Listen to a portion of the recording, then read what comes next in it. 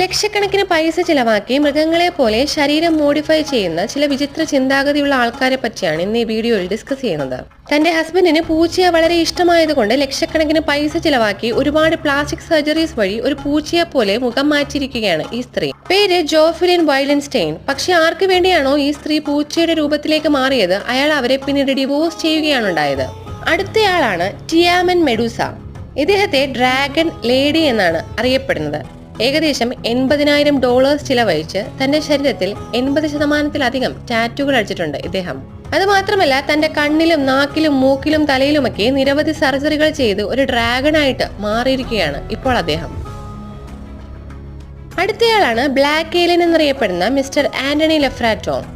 ഈ മനുഷ്യൻ ഏകദേശം $1,00,000 ചിലവാക്കി തന്റെ ചെവിയും മൂക്കും നാക്കും കണ്ണും അങ്ങനെ തന്റെ ശരീരത്തെ മുഴുവൻ ഒരു ഏലിയന്റെ ശരീരം പോലെ നിരവധി സർജറികളിലൂടെ മാറ്റിയെടുത്തിരിക്കുകയാണ് ഇപ്പോൾ.